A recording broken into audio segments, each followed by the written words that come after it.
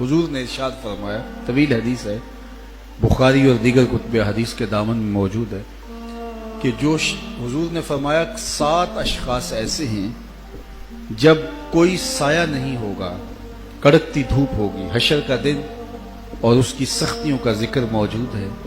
آج زمین میں قوت جاذبہ ہے، ہر شے کو جذب کر لیتی ہے، حرارت کو بھی اپنے اندر جذب کرتی ہے، لیکن قیامت کے دن اس زمین میں قوت جاذبہ نہیں رہے گی، یہ تانبے کی ہو جائے گی، یہ حرارت اگلے گی۔ آج سورج بہت دور ہے، پھر قریب ترین آ جائے گا، آج اس کا رخ الٹا ہے، پھر سیدھا ہو جائے گا۔ لوگ پسینے میں شرابور ہوں گے اپنے اپنے اعمال کے مطابق، کچھ ٹخنوں تک، کچھ گھٹنوں تک، کچھ کمر تک، کوئی سینے تک، کئیوں کو اس کی لگام دی جائے گی۔ اور ابن رجب حنبلی نے لکھا ہے کہ وہ پسینہ اتنا بدبودار اور متعفن ہوگا کہ اگر اس کا ایک قطرہ اب دنیا پہ ڈال دیا جائے تو اس کے تعفن سے انسان تو انسان رہے، جانوروں کے دماغ بھی پھٹ جائیں، اور اتنا گرم ہوگا کہ اگر اس کا ایک قطرہ اب پہاڑ پہ ڈال دیا جائے تو اس کی حدت سے، گرمی سے پہاڑ پگھل جائے۔ اس پسینے میں لوگ اپنے گناہوں کے مطابق مبتلا ہوں گے، کوئی ٹخنوں تک، کوئی کمر تک، کسی کو لگام دی ہوئی ہوگی، اور وہ بڑا سخت دن ہوگا۔ اسے یوم الفزع الاکبر کہا گیا ہے۔ وہ تھر تھر بدن خوف خدا سے کانپ رہے ہوں گے، لوگوں کے کلیجے دہل رہے ہوں گے، لوگ قبروں سے ننگے اٹھائے جائیں گے، برہنہ قبروں سے اٹھائے جائیں گے۔ ام المومنین سیدہ عائشہ رضی اللہ تعالیٰ عنہ یہ سننے کے بعد حضور سے عرض کرنے لگی کہ کیا حضور ایک دوسرے سے حیا نہیں آئے گی؟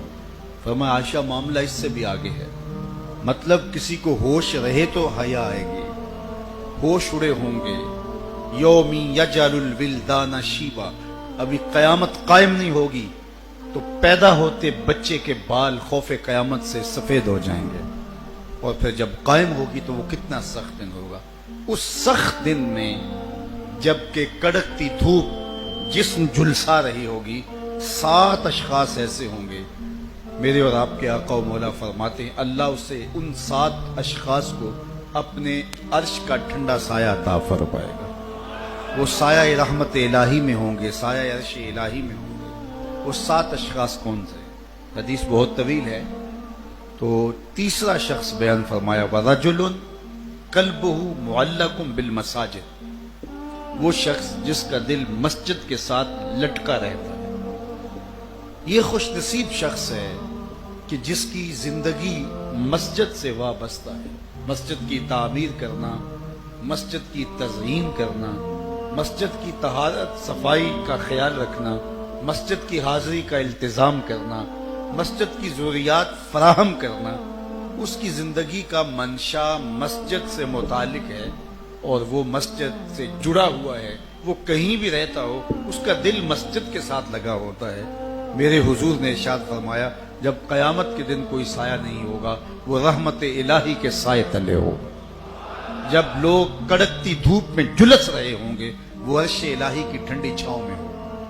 خوش نصیب میں وہ لوگ جن کا دل مسجدوں کے ساتھ جڑ جاتا ہے، مسجدوں کے ساتھ جو وابستگی قائم کر لیتے ہیں۔ مسجد نبوی میں ایک حبشیہ خاتون تھی جو مسجد کی صفائی کیا کرتی تھی۔ کسی زمانے میں آپ نے بھی دیکھا ہو کہ جب صبح کو بچے پڑھ کے مسجدوں سے باہر چلے جاتے تھے تو بوڑھی عورتیں آ کے مسجدوں کی صفائی کر دیا کرتی تھیں۔ اب تو وہ کلچر دم توڑ گیا ہے، شاید آپ کے دیہاتوں میں ہوں، لیکن پہلے تو شہروں میں بھی ایسا ہوتا تھا، لیکن اب شاید دیہاتوں میں بھی نہ رہا ہو۔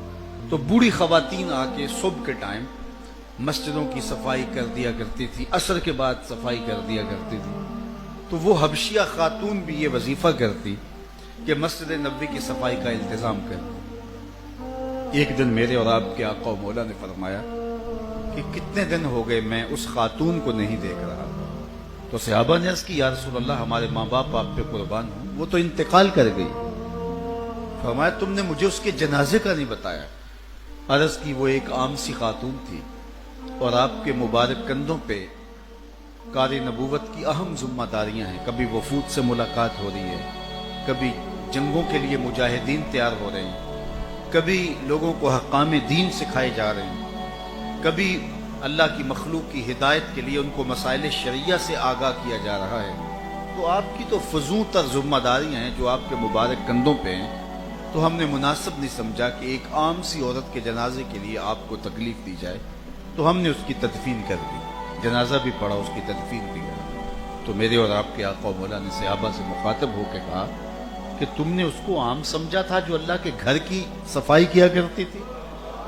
فرمایا مجھے اس کی قبر پہ لے چلو، اور صحابہ کے ہمراہ حضور اس کی قبر پہ تشریف لے گئے، اور وہاں جا کر کے اللہ کے محبوب علیہ السلام نے دعا مانگی۔ تو جو اللہ کے گھر کی صفائی کرتی ہے وہ عام نہیں ہوتی، اور جو اللہ کے گھر کی تزئین کرے، اللہ کے گھر کی تعمیر کرے، اللہ کے گھر کو آباد کرنے کے لیے منصوبہ بندی کرے، اللہ کے گھر کی ضروریات کو فراہم کرنے کی کوشش میں لگا رہے، مسجد کی حاضری کا التزام کرے، اور اس کا دل مسجد میں لگتا ہو، مسجد میں جمتا ہو، اور مسجد کو دیکھ کر کے اس کی طبع کے اندر خوشی کے آثار حویدہ ہوتے ہوں، تو وہ کتنا خوش نصیب ہے، اور اللہ کی کتنی رحمتیں اس کے اوپر نازل ہوتی ہوں گی۔ تو آج کے اس مبارک دن میں دعا کرتا ہوں کہ جن لوگوں نے اس مسجد کی تعمیر میں اپنی صلاحیتوں کے ذریعے، اپنے مال کے ذریعے، اپنی محبتوں کے ذریعے شمولیت اختیار کی، اللہ انہیں دارین کی جزائیں دے۔